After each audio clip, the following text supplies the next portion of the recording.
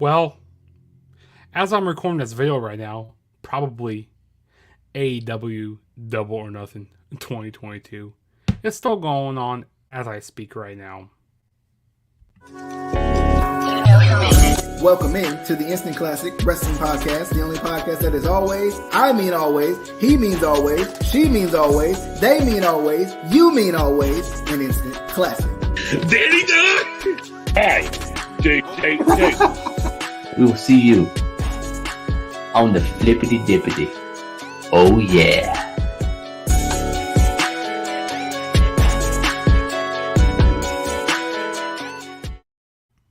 Okay, what is going on, everybody? And welcome back to another edition of the Juggernaut Show.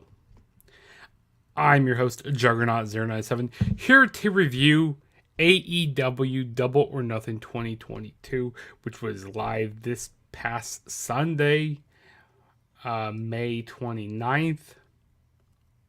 And boy, this was a long show, I tell you that. I tell you that was a long show. But before I move any forward with this video, go subscribe to the Instant Classic Wrestling Podcast as well. And also you can listen to us on Spotify. You can watch us on YouTube, and you can listen to us on Apple Podcast. And so yeah, go subscribe to the Instant Classic Wrestling Podcast and go follow all the social medias. You can see the social media right down there at ICW_podcast. And while you're at it, subscribe to my channel. Just hit that one little subscribe. That will help me out quite a bit. Also, leave a like if you like the video. That will help, get the video out to more wrestling fans out here.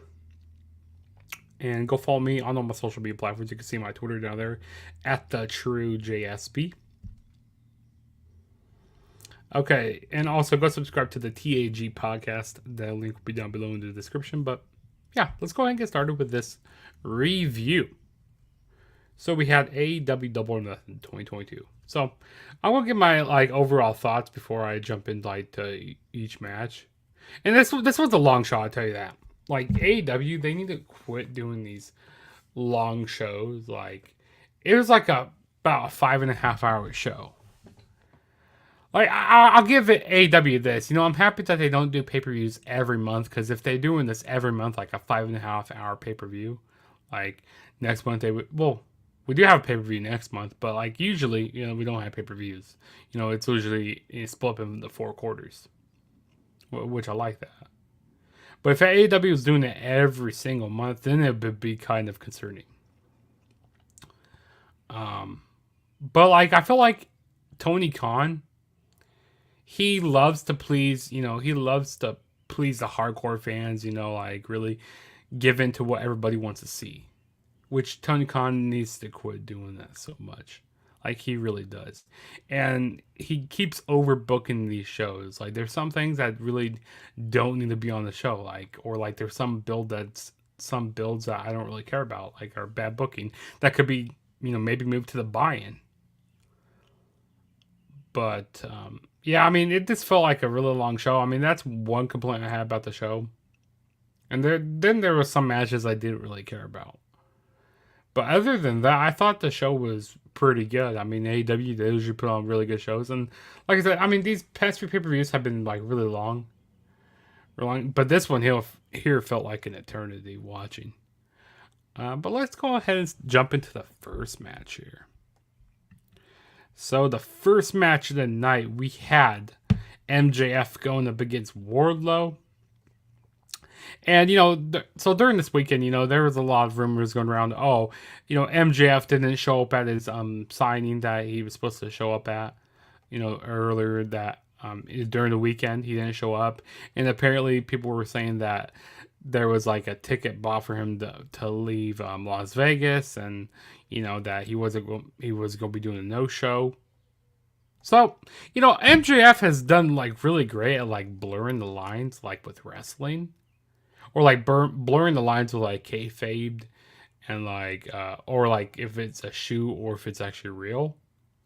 But MJF has been doing really good with it. I've really been liking what he was doing. But yeah, basically this was a big squash match here. We had MJF, kind of running away from Warlow, MJF being that cowardly heel he is, and the fans were just eating it up. They were just booing MJF so much, and the fans were so much behind Warlow, which he's deserving of this. He gets his contract in AEW, which is good. Like, he was basically, the whole match was this Warlow power bombing MJF a lot. Like, it was like there was like 10 power bombs that MJF took.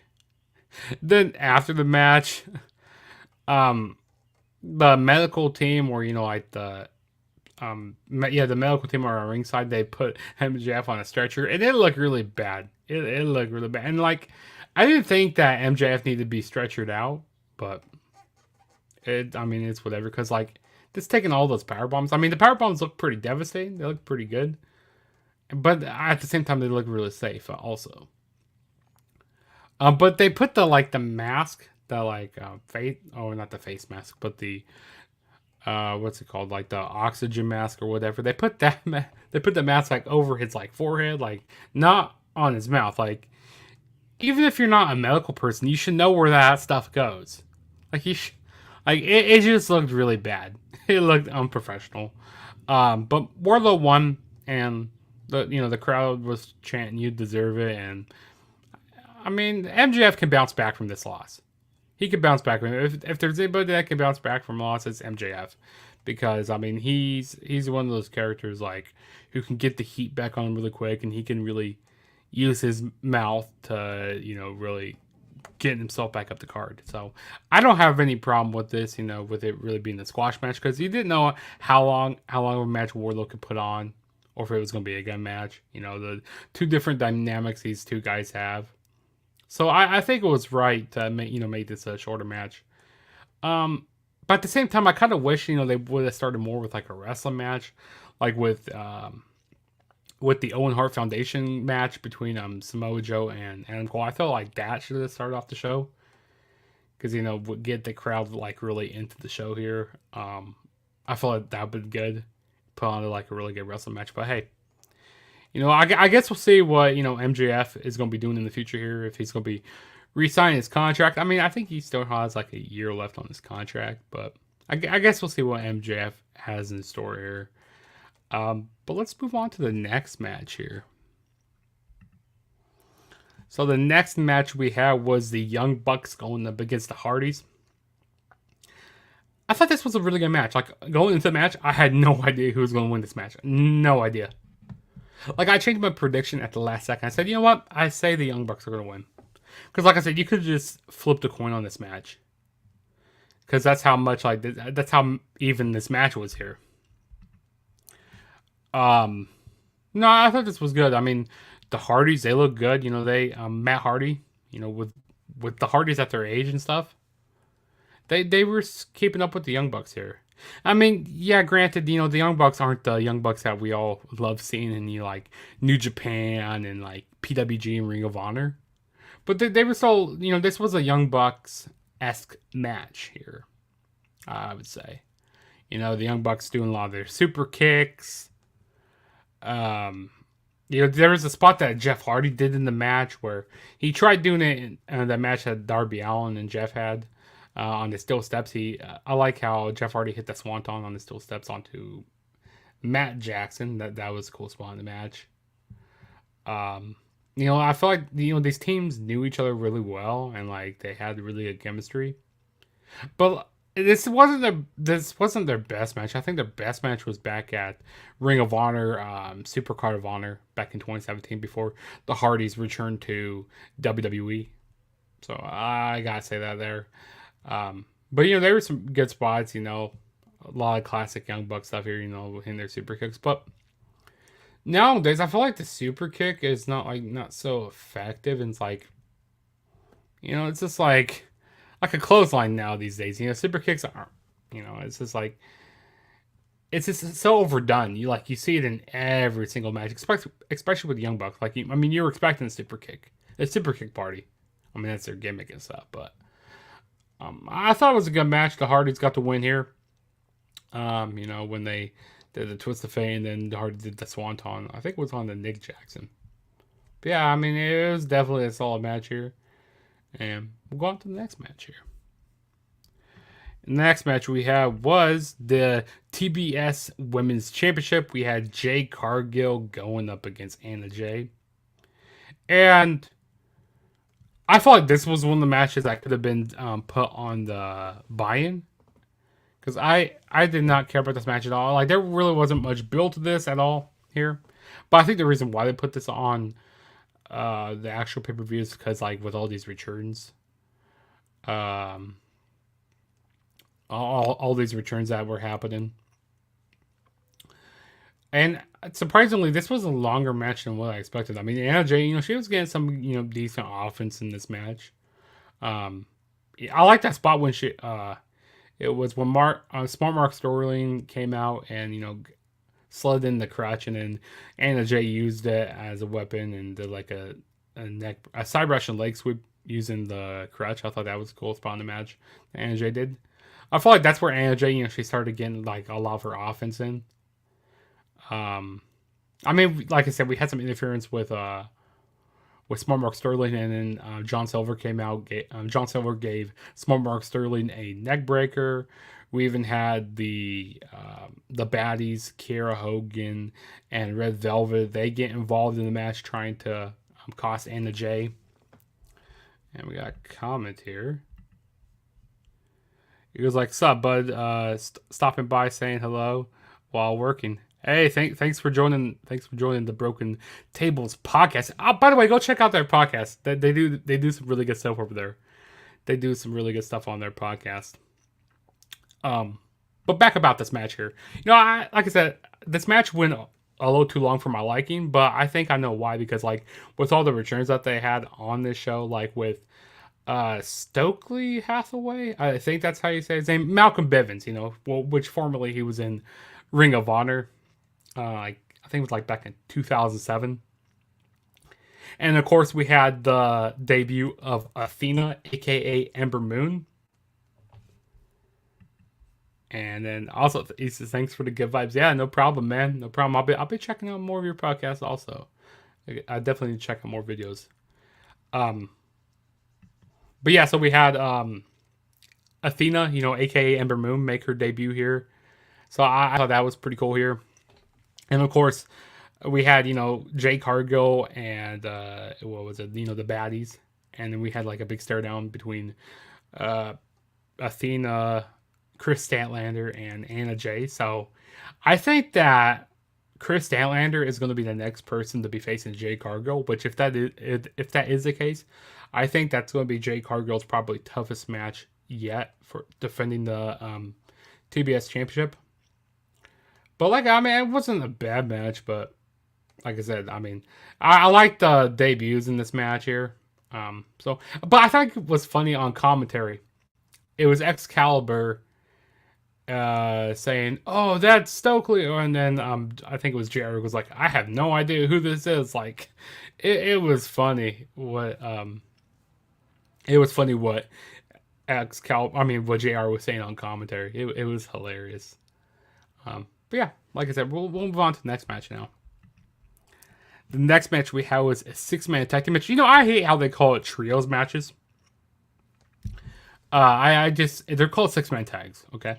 So we had Death Triangle, the team of Penta, Rey Fenix, and Pac going up against the House of Black, featuring Malachi Black, Buddy Matthews, and who is that? His name is blanking my mind right now. What is his name now? Gosh dang it! I knew his name here.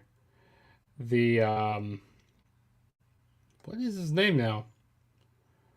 Who is it?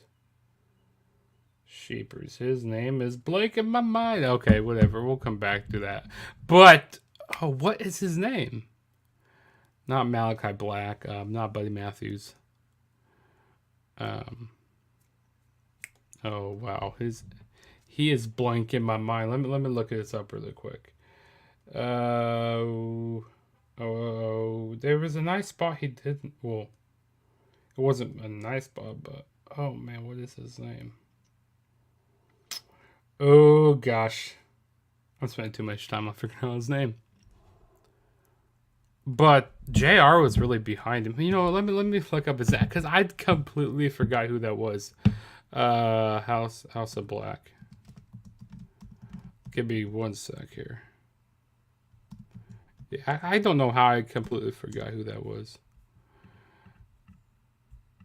Oh, who is it? I know who it is. Like, watch somebody in the comments go like, hey, you don't know who that is? Blah, blah, blah. Brody King. There we go. Brody King. That I knew who it was, okay? I knew who it was. I didn't actually... I looked it up, but... Yeah, Brody King here. You know, there was a lot of crazy spots in this match. And also, JR was, like, really impressed by what Brody King was doing. Like, didn't know what Brody King could do, you know, for his big size. But he's actually doing pretty good here. But there was one spot where Brody King did where it was a tope over the top rope. And it looked like he almost, like, he hit his back on the apron. Which didn't look very good at all. Like, he kind of botched that a little bit. But I like all 6 guys, you know, did their thing in this match. I thought it was really good. You know, but there's actually one spot I didn't really like was it's like so cliched in wrestling these days where all 6 guys, you know, they're facing off against each other and like they all just like throwing elbows and strikes. It just looks so bad. Like I'm just not a fan of that. You know, it's just kind of really corny now. Like I'm just not a fan of that. I mean, it's so choreographed. Well, I mean, that's what wrestling is, but I just really wasn't a big fan of that spot there. We saw a Canadian Destroyer on the apron. That was a nice spot in the match. Malachi Black, you know, he was doing some nice stuff. And some nice, you know, roundhouse kicks and nice. That was pretty nice. Ray Phoenix, he definitely stole this match here. He was doing some amazing work. Oh, excuse me. He was doing some amazing work here. But no, in the end, when Pac was getting ready to go for the broken arrow, the lights went dark. And when the lights came back up, it was Julia Hart. She spit the black mist in the face of Pac. And that helped the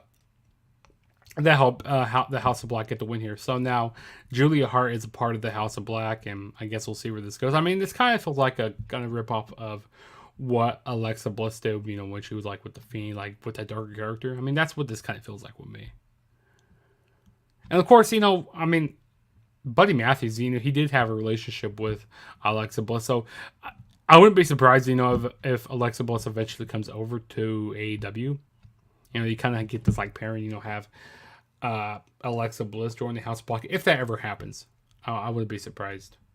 But I guess we'll see where they go with this, and I kind of hope this feud is over because like they faced each other so many times, like in different, like if it was 2-on-2 or a 1-on-1 or like a trios, like they faced each other so many times. But you know, I mean, they were doing some nice stuff here. A lot of crazy spots in this match, as you expect from AEW. Man, but I just completely forgot Brody King's name. Like, how could I forget his name?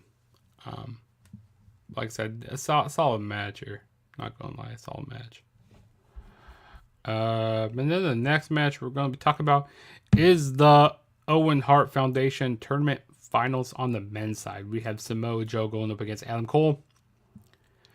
Now, I thought it was a good match, but then again, at the same time, I was a little disappointed. Like, I was expecting a lot more out of this match, for the fact that both of these guys, like, just for the fact that I know these guys can have, like, really banger matches.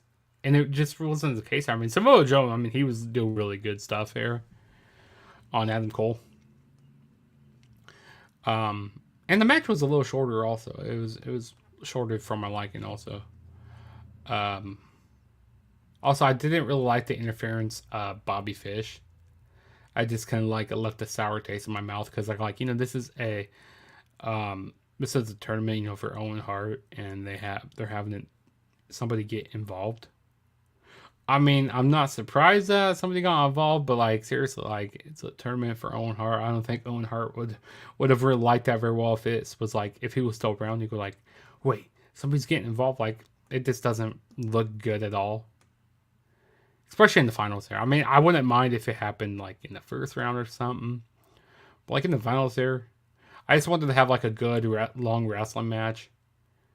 And I feel like this match should have started off the show. Because I feel like that would have really got the crowd into the show quite a bit. But Adam Cole won the match here. He hit his the Shining Wizard with the knee pad down and got the 1, 2, 3. So Adam Cole is your Owen Hart Foundation Cup winner or tournament winner on the men's side. And then something I don't really understand is that they did the women's match next. They did right after. So we had Britt Baker and Ruby Soho going up against each other on the women's side of the Owen Hart finals. And I mean, this was an okay match as well, but it was kind of started off a little too slow for me.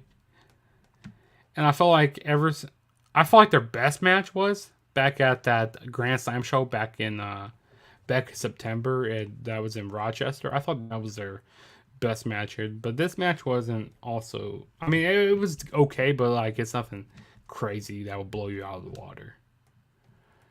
I feel like Ruby Soho, her momentum's kind of going down a little bit, and I don't know. I feel like this match went to the wrong winner here. Like the men's match, I was okay with Adam Cole winning because I felt like they need to build him back up, to be ever since with Adam Cole, kind of being shot to the moon, getting AEW championship like really quick. And then also, he also need to get that momentum back after he lost to Orange Cassidy, when they did that whole big hug and like that weak spot. That was very weak a long time ago. I feel like Adam Cole, he needed to get something to like rejuvenate or like build his character back up. Or like get a big win. And I feel like Adam Cole, that was fine. But I feel like Britt Baker, she's already been AEW champion. She's already a legitimate main eventer. So I didn't feel like Britt Baker needed to win the match here. She did not need to win. I feel like Ruby Soho needed to win here, to build a new star here. But that's just me. But I like the facial expressions that Ruby Soho was doing here. Like when Britt Baker, she was trying to put in the lockjaw during this match. Like the facial expressions that Ruby Soho was doing. She go like, no, she didn't want to have the fingers in her mouth. I thought that was a pretty cool spot.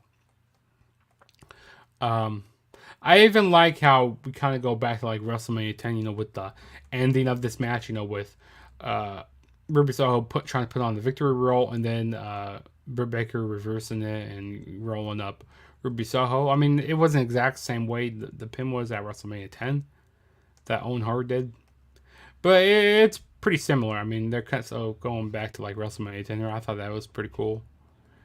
But yeah, Britt Baker won the match by getting a roll up here at the end. I mean, it still makes Ruby look decent. It doesn't make her look weak because it ended by a roll up. It's not like she tapped out or anything. Also, I like the sharpshooters that Ruby had in this match. I thought that was good. But I felt like the crowd was kind of dead during this match a little bit. I don't know why. I just felt like the crowd wasn't much behind this match. But yeah, Britt Baker and Adam Cole, they're both Owen Hart Foundation winners for the men's and women's side. And after, we had Owen's wife come out, present the cup and the titles. So, I mean, I thought that was cool, but I guess we'll see what next year's tournament looks like. So, yeah, let's move on to the next match now. So, the next match we had was American Top Team. Paige Van Zandt, the TNT champion, Scorpio Sky, and Ethan Page going up against Ty Conti, Sammy Guevara, and Frankie Kazarian. And as I said in my prediction here, if you go back and watch my prediction, I said that Ty Conti and Sammy Guevara, I'm not really fans of them right now. Like, they are giving me, like, go away vibes, like, go away heat right now. Because I don't want to watch them on my TV. I don't care about them. and Sammy Guevara being that cheap heel. I mean, it feels like he's being heel, even though he's a face. Like, they basically turned him heel, though, because the fans are turned on him. Because, like, the way he is with his wife. We understand that you're... we understand that you're a couple, okay? We understand that, but you don't need to be kissing, French kissing, doing all that stuff on TV here. Like, I'm just not a fan of that. But yeah, Sammy being really cheap in this match, and he gets the girl and stuff, and like him running away. I mean, I thought that was okay. I think the weakest part of the match when we had Paige Van Zandt and Ty Conti going at it. This is Paige's first match, first legitimate match in the ring. Yeah, I mean, Paige, I think she's gonna get better. I mean, at least this wasn't one-on-one match between Paige and Ty. So that was a good thing. I think the best part of the match was with Scorpio Sky and Frankie Kazarian. Because, these guys have some really good chemistry with each other. They were part of SCU. They have some history, so they knew each other, like, they knew each other's moves, like, so much. So I thought that was the best part of this match. And it looks like we're going to have Sammy and Frankie turn on each other. Because, like, they were starting to tease tension a little bit during the match. And they kind of did, they started shoving each other. And kind of that was the ultimate downfall for the team of Ty, Sammy, and Frankie Kazarian. Ethan Page, I'm still not the biggest fan of him. He hasn't really done much ever since coming to AEW. Which is unfortunate because he's a really good wrestler. Like, I enjoyed watching him in Impact. So hopefully they maybe start doing something better with Ethan Page here. But yeah, in the end, we had Paige Van Zandt, Scorpio Sky, and Ethan Page win. Scorpio hit the TKO. I think it was onto Frankie Kazarian. Yeah, Frankie took the pin here. I even like some of the spots where Sammy super kicked Ty in the face. That classic. You take out your own partner. I saw a funny meme on Instagram where it says, at that moment, I think it was at that moment, I knew I was sleeping on the couch. Like when Sammy Guevara super kicked Ty. Like, oh man, Sammy. And JR on commentary was going, Sammy, what have you done? You have done something really bad. Like, it was funny what commentary was saying. But yeah, now Sammy Guevara and Frankie Kazarian, they can't challenge for the TNT Championship as long as Scorpio Sky is the champion. And I feel like the roles have been like reversed here. I feel like that Scorpio Sky is the face now, and Ethan Page are the face, but I mean they're kind of not here. But I feel like the roles were reversed here. But now let's go on to the next match. Next match we had was Darby Allin versus Kyle O'Reilly, and I think this was definitely a sleeper match here. I thought it was good for the amount of time that they had, and this was definitely a very mat-based technical wrestling match. Kyle O'Reilly, well, there was this one spot that Darby Allin did. It was a tope through. Yeah, he did a tope onto the outside, and it looked really bad. Darby Allin kind of like hit his head, and I got, ooh, that looked bad, but. Fortunately, Darby Allin was okay. And then Darby Allin tried doing it again. And then I like how Kyle O'Reilly locked in a guillotine. I thought that was pretty cool on the outside of the ring. He caught Darby as he was doing the tope suicida. And, Kyle O'Reilly, he was, like I said, he was very technical in this match. I even like the transition between, both guys were doing. Like I said, really technical wrestling match. And Darby Allin, he's just getting beat up so much in this match. His mouth was bleeding. I love the strikes that Kyle O'Reilly does. And I think Kyle O'Reilly eventually needs to be AEW champion. Like, he needs to be. I feel like that should have been Kyle O'Reilly and Adam Cole in the Owen Hart finals. Because that would have been a great match to see, two guys on the same team. But no, Kyle O'Reilly won by hitting the PK. Well, he had to hit it twice. Hitting the PK a couple times to beat Darby Allin. in Darby Allin, he just kept fighting during this match. But yeah, there was just not enough he could do against Kyle O'Reilly here. Kyle O'Reilly was just way too dominant in this match. But let's go on to the next match, which is the AEW Women's Championship match. We have Thunder Rosa defending the title against Serena Deeb. And I thought this was one of the best matches of the night. Like, it's unfortunate that the build wasn't very good for this match, but the match was really good here. I mean, we even had like "This is wrestling" chant from the crowd, which I thought was good. It was a technical match here. I mean, Serena Deeb, she's a professor of professional wrestling. That's what she calls herself. And Serena Deeb, she was doing good.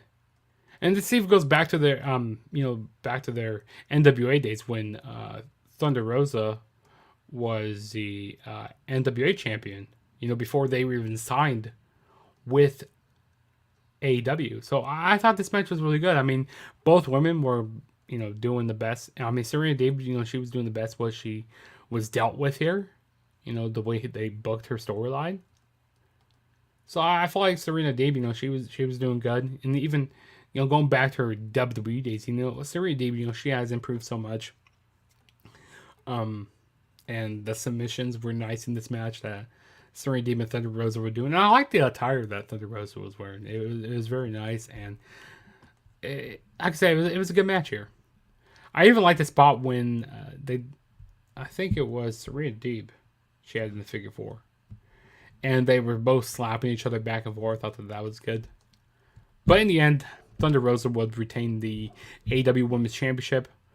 So, solid match here. I think it was like one of my favorite matches of the night. Which I was not expecting that at all to be one of the best matches.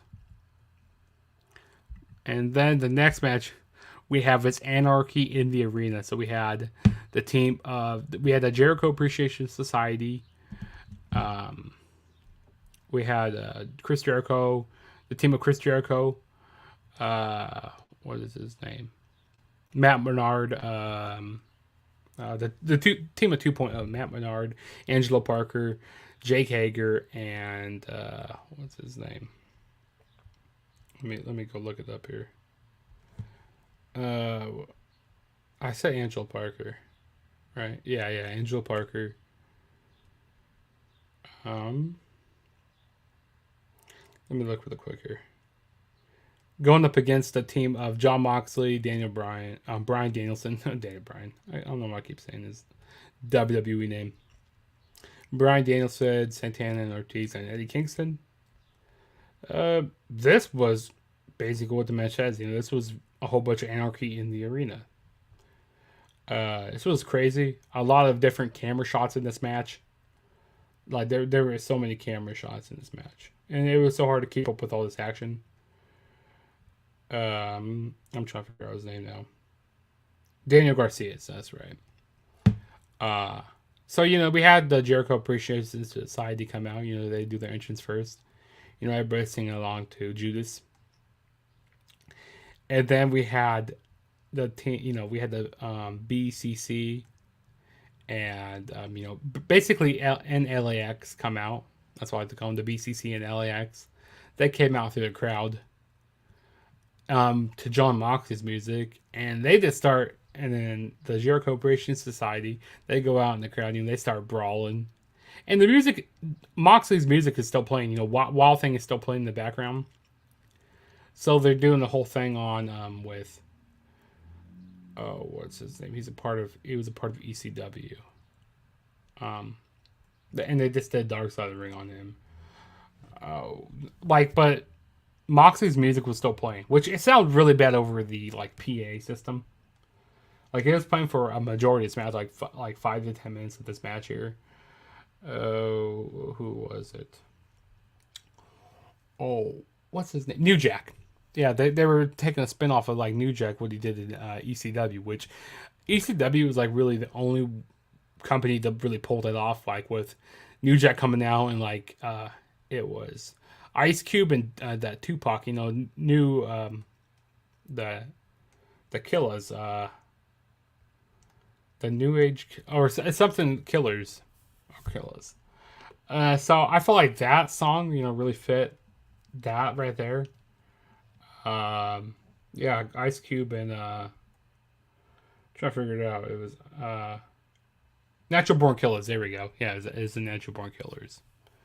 So I really feel like that fit more than Wow Thing, But that's kind of something small here. Like I said, so many crazy stuff going on in this match. Like a lot of wrestlers brawl in different places. A lot of blood in this match. I like how Santana and Ortiz, they hit a street sweeper onto, it was Jake Hager through a table. That was nice during the match. What else do we have? I like how it was Jericho and Moxley, they were fighting. And this is when the music was still playing. And Jericho found the PA, found where the music was coming from, and he unplugged it. So he turned off the music. So I thought that was funny during the match. Angelo Parker and Matt Bernard, they were.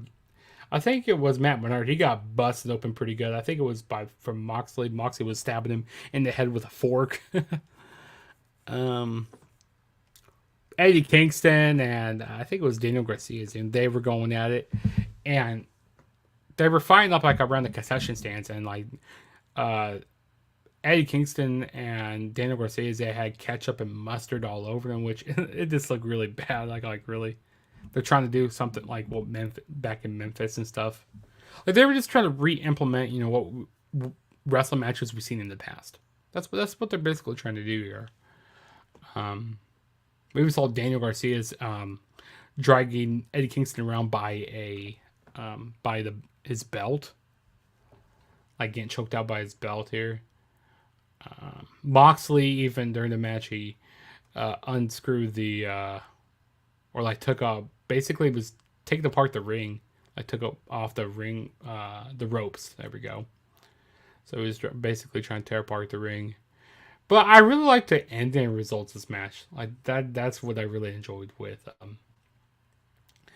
Bryan Danielson. He had the bell lock on Chris Jericho. And then Eddie Kingston came out with a gas can and started pouring the lighter fluid onto Jericho and Bryan Danielson. And Bryan Danielson, he got pissed because he had lighter fluid all over him. So him and Eddie Kingston, they were going at it. They started fighting, which this was kind of the downfall of Jon Moxley, Bryan Danielson, Santana Ortiz, and Eddie Kingston. This was the downfall of their team here.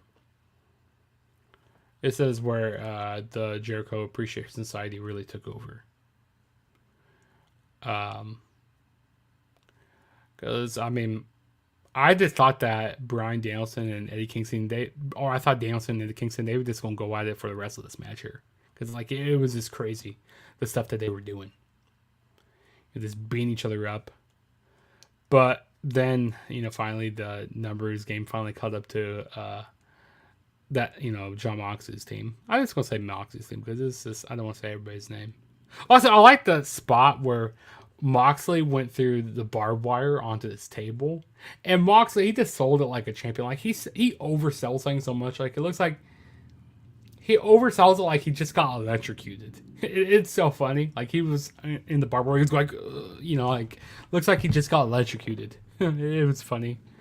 I even like there was a spot that Daniel Garcia did on steel steps. He hit a pile driver. That was a nice spot during the match. No, but the end. We had Jericho and Hager basically choke out Bryan Danielson and basically to get the win. So, Danielson, he basically passes out because, he passes out to this. Like I said, there's a whole bunch of fuckery in this match. It's crazy stuff going on in this match. Going into this match, I really didn't have no idea what to expect, and then coming out of it, it was better than what I expected. Okay, it was better. initially when I was watching this match, the first time I got, God, this isn't the greatest thing. I mean, this isn't my favorite match, but like, I mean, it was decent. It's just a lot of stuff to watch here. It's too much. It's like too much to watch, in my opinion, because it's like so much to comprehend on what's going on, and like so many. You think WWE does bad with camera cuts? There were some spots I didn't even see. I was like, wait, what the heck happened? Like, how did this person get busted open? Like, what's going on here? So, yeah, it is this crazy stuff going on. And let's move on to the next match now. Next match we had was the AEW World Tag Team Championship match. We had Jungle Boy and Luchasaurus Jungle Express defending the titles against Keith Lee and Swerve Strickland and Powerhouse Hobbs and Ricky Starks. This was a decent match here. I mean, I feel like that Powerhouse Hobbs and Ricky Starks should have won this match, in my opinion.